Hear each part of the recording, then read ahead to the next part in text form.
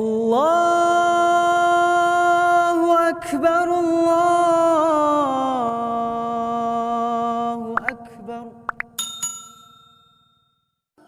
Bismillahirrahmanirrahim. Assalamualaikum warahmatullahi wabarakatuh. Alhamdulillahi jami'a, wassalatu wassalamu ala asrafil khalqi jam'a, wa ala alihi wa sahbihi wa sallimu taslima bi qadri adhamati dhatika fi kulli waqtin wahin amma ba'd. Alhamdulillahirabbil alamin. Bapak Ibu, pada kesempatan yang baik ini kita dapat berjumpa kembali dalam membahas soal-soal tes kompetensi bidang pendidikan guru agama Islam. Dan pada kesempatan yang baik ini kita nanti akan latihan membahas kembali soal-soal tes kompetensi bidang pendidikan guru agama Islam, dan mudah-mudahan apa yang kita bahas pada kesempatan kali ini Bapak Ibu mudah-mudahan saja ada manfaatnya untuk sebagai persiapan kita untuk menghadapi tes tahap kedua, yaitu untuk tes P3K. Dan sedikit informasi Bapak Ibu bahwasanya dari laman Kemdikbudristek ada pengumuman Bapak Ibu guru yang terhormat berkaitan dengan adanya evaluasi menyeluruh terhadap pelaksanaan seleksi kompetensi tahap 1. Bersama ini kami sampaikan bahwa pemilihan formasi serta pelaksanaan seleksi kompetensi tahap 2 ditunda hingga pengumuman lebih lanjut. Jadwal terbaru akan diumumkan melalui laman https guru P3K kemdikbud.go.id. Demikian pengumuman ini disampaikan untuk diketahui. Dengan diundurnya atau ditundanya untuk pemilihan formasi pelaksanaan seleksi kompetensi tahap 2 ini Bapak Ibu, tentu saja ini sebagai acuan kita untuk lebih giat lagi, berlatih lagi untuk lebih menambah wawasan, menambah belajar kita Bapak Ibu, dan kita ambil positifnya saja dari apa yang ditunda dari pengumuman kali ini. Baik Bapak Ibu, bagi kawan-kawan yang belum bergabung dengan channel ini, manfaatkan untuk subscribe terlebih dahulu dan aktifkan notifikasi loncengnya agar tentu saja tidak ketinggalan dengan konten-konten ataupun soal-soal terbaru dari Bayhaqi Channel, karena channel ini masih tetap membahas soal-soal tes kompetensi bidang pendidikan guru agama Islam. Baik Bapak Ibu, kita langsung ke soal yang pertama. Sebelum kita ke soal yang pertama, marilah kita buka dengan bacaan basmalah terlebih dahulu. Bismillahirrahmanirrahim. Kita ke soal yang pertama. Dengan menggunakan akulturasi budaya, dakwah yang disebarkan mudah diterima oleh banyak orang. Akulturasi budaya yaitu dengan menyelipkan unsur-unsur Islami dalam setiap dakwah yang dilakukan tanpa mengubah budaya masyarakat itu sendiri adalah metode dakwah yang melalui alat gamelan dilakukan oleh A. Sunan Gunung Jati, B. Sunan Bonang, C. Sunan Kalijaga, D. Sunan Ampel Denta, dan E. Sunan Muria. Silakan tebak Bapak Ibu. 5, 4, 3, 2, 1. Untuk jawaban yang tepat nomor 1 adalah B Bapak Ibu, yaitu Sunan Bonang. Pembahasannya, metode dakwah Sunan Bonang melalui alat gamelan. Salah satu metode yang digunakan yaitu menggunakan alat musik gamelan. Kebudayaan yang digunakan Sunan Bonang untuk melakukan dakwah yaitu dengan pertunjukan wayang dan gamelan untuk menarik simpati mereka. Untuk jawaban yang tepat nomor 1 adalah B, yaitu Sunan Bonang. Kita lanjut Bapak Ibu, nomor 2. Ketika dihubungkan dengan sejarah panjang, masyarakat kita yang sebenarnya juga telah berperadaban tinggi dengan ekspresi budaya dan seni yang telah ada sebelumnya. Medium dakwah dengan seni jelas tidak bisa terhindarkan. Mengapa Wali Songo menggunakan seni sebagai instrumen dakwah? A. Karena seni yang paling efektif dan masif ketika itu seni sebenarnya bagian inti terdalam dari manusia. B. Karena seni yang paling tepat untuk meningkatkan secara pesat penyebaran Islam di Indonesia. C. karena seni budaya Indonesia mudah didominasi dengan ajaran-ajaran yang baru. D. Karena Islam masuk dengan mudah melalui seni budaya yang ada. Dan E. Masuk Islam dengan syarat yang begitu mudah. Silahkan tebak Bapak Ibu. 5, 4, 3, 2, 1. Untuk jawaban yang tepat nomor 2 adalah A Bapak Ibu, yaitu karena seni yang paling efektif dan masif ketika itu, seni sebenarnya bagian inti terdalam dari manusia. Pembahasannya, Wali Songo menggunakan seni sebagai instrumen dakwah karena seni yang paling efektif dan masif ketika itu, seni sebenarnya bagian inti terdalam dari manusia. Untuk jawaban yang tepat nomor 2 adalah A. Kita lanjut Bapak Ibu, soal nomor 3. Proses Islam pada awalnya tidak hanya pada satu tempat dan waktu tertentu, dimanapun dan kapanpun ketika terjadi pertemuan antara mubalik, pedagang, dan penduduk pribumi, maka pada saat itu pula penyebaran Islam berlangsung. Penyebaran Islam awalnya terjadi di lingkungan keluarga, kemudian berkembang di surau, masjid, pesantren, dan akhirnya masuk ke rumah para bangsawan. Adalah pengertian proses penyebaran Islam melalui A. dakwah Islamiyah, B. dakwah ma'ruf nahi mungkar, C. masuknya Islam melalui seni budaya, D. masuknya Islam melalui pendidikan, dan E. masuknya Islam melalui seni pendidikan. Silakan tebak Bapak Ibu. 5, 4, 3, 2, 1. Untuk jawaban yang tepat nomor 3 adalah D, yaitu masuknya Islam melalui pendidikan. Pembahasannya dikutip dari Jurnal Islamisasi Nusantara dan Sejarah Sosial Pendidikan Islam karya M. Miftah Alfiani dan DKK. Pengembara sufi dan tokoh agama ikut andil dalam proses masuknya Islam di Indonesia, terutama 1. melalui pendidikan, dan yang kedua adalah melalui kesenian.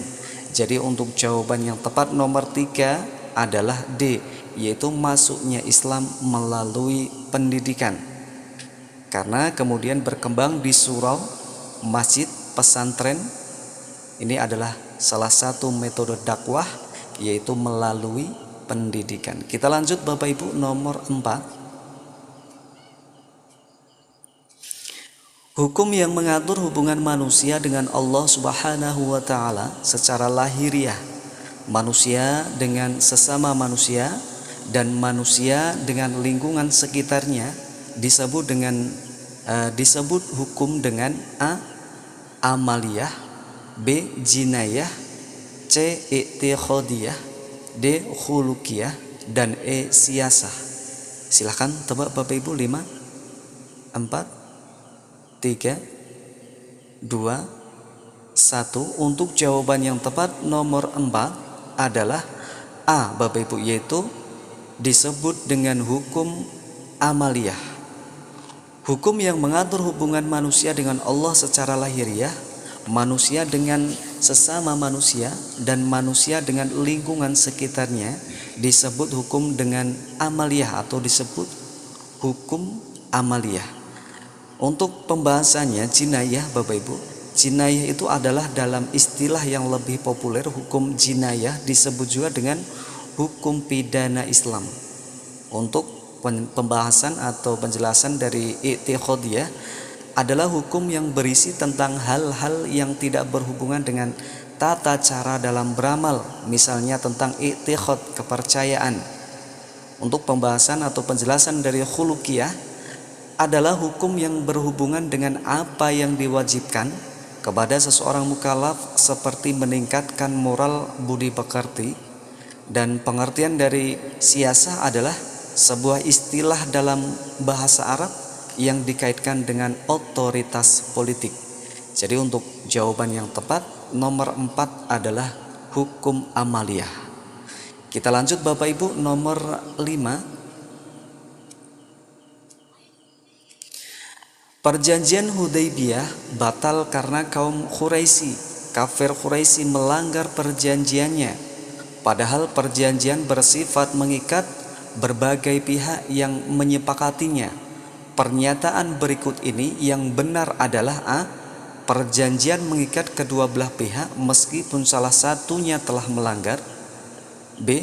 Perjanjian yang melanggar perjanjian, perbuatan yang melanggar perjanjian cukup dimaafkan dan tidak membatalkan perjanjian.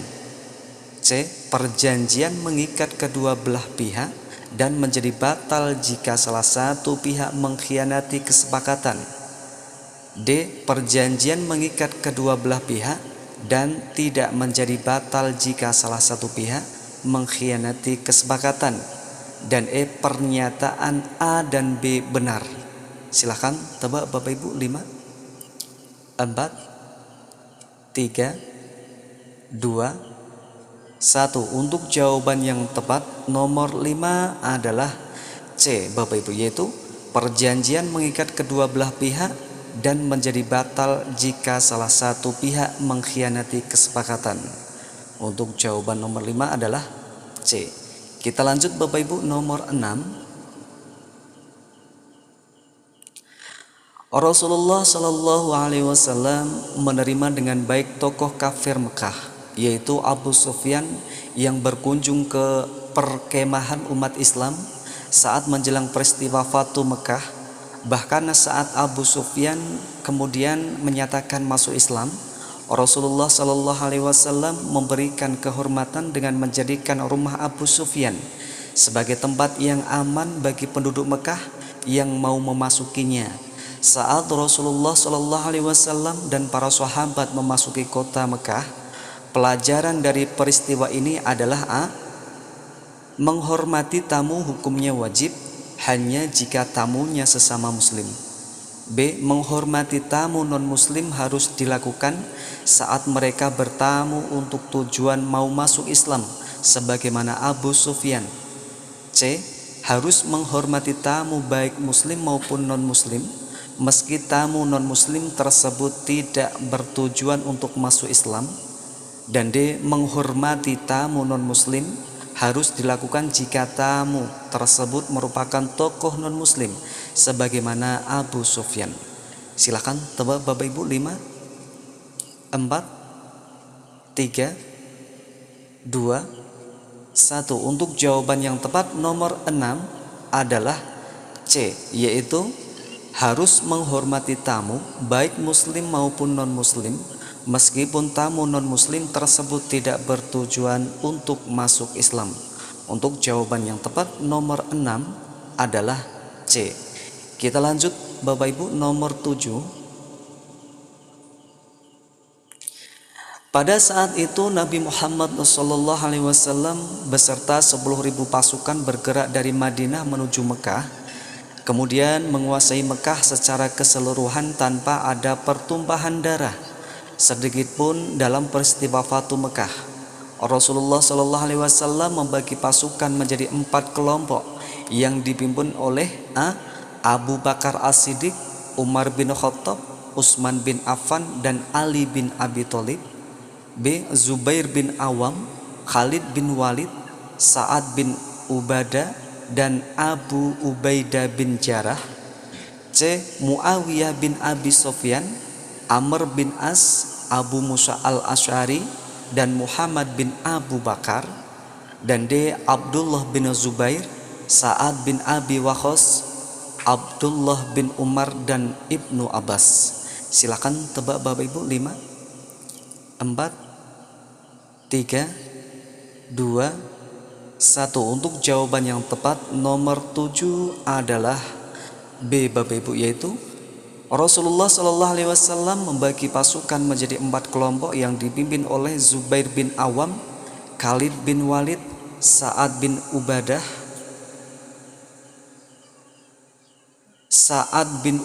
dan Abu Ubaidah bin Jarrah.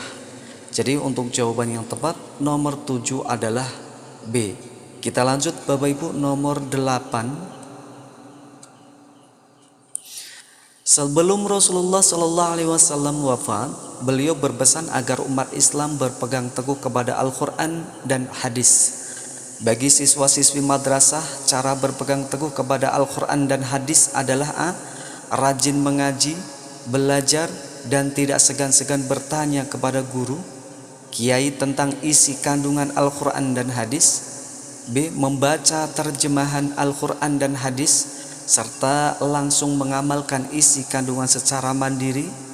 C. Rajin belajar tajwid agar lancar membaca Al-Quran. D. Membeli banyak buku tafsir Al-Quran dan buku hadis agar nantinya bisa belajar sendiri.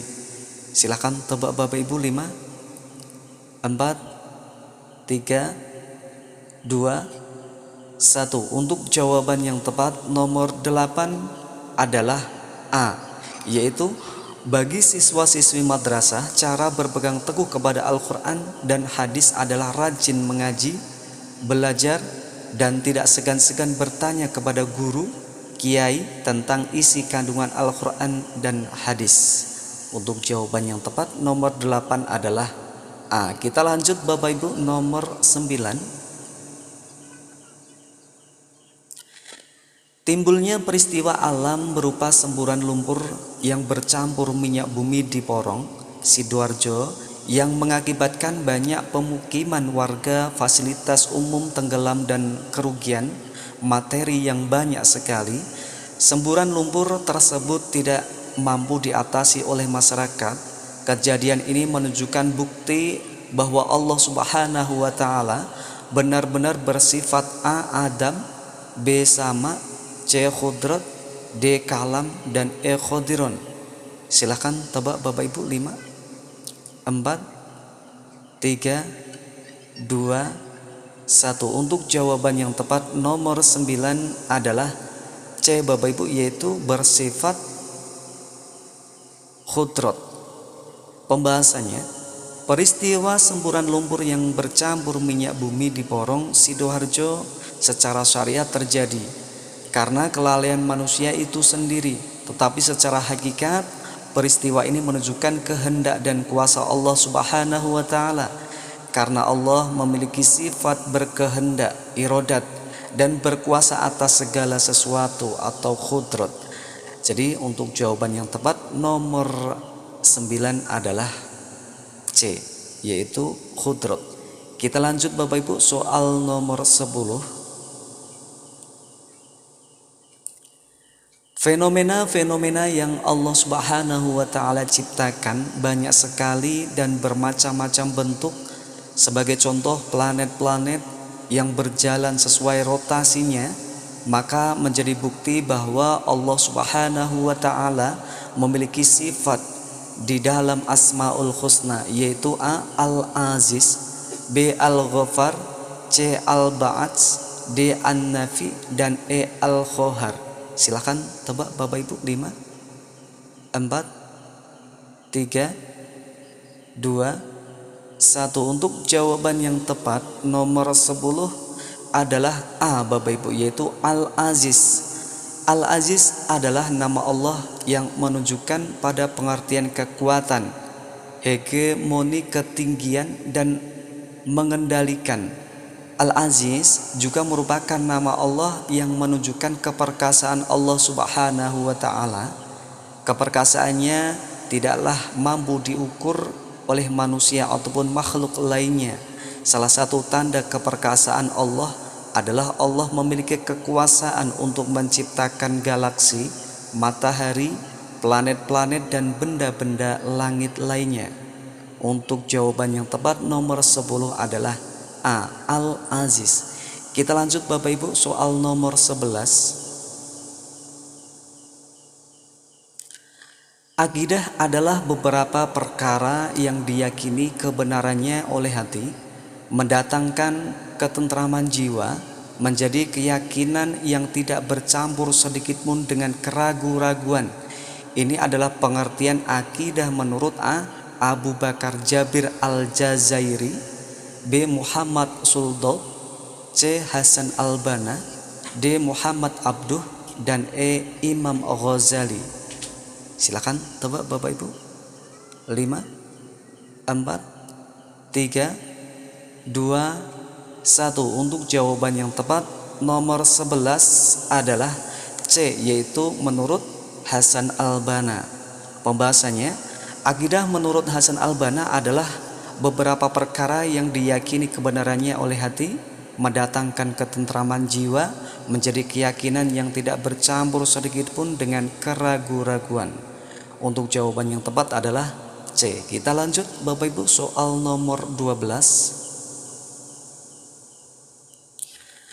Akidah dalam istilah Islam yang berarti iman dan sesuatu yang diyakini dengan hati, mengatakan dengan lisan yaitu bersaksi atau berikrar, dan mengamalkan dengan perbuatan. Semua sistem kepercayaan atau keyakinan bisa dianggap sebagai salah satu akidah. Pernyataan di bawah ini yang bukan termasuk tujuan belajar akidah adalah A. Memupuk dan mengembangkan dasar ketuhanan yang benar, B. Memelihara manusia dari kemusyrikan, C. Menghindarkan diri dari pengaruh akal pikiran yang menyesatkan, D. Mendapatkan pertolongan dari sesama untuk kebaikan bersama makhluk, dan E. Membentuk pribadi muslim yang luhur dan mulia. Silakan tebak Bapak Ibu. 5, 4, 3, 2, 1. Untuk jawaban yang tepat nomor 12 adalah D, yaitu mendapatkan pertolongan dari sesama untuk kebaikan bersama makhluk.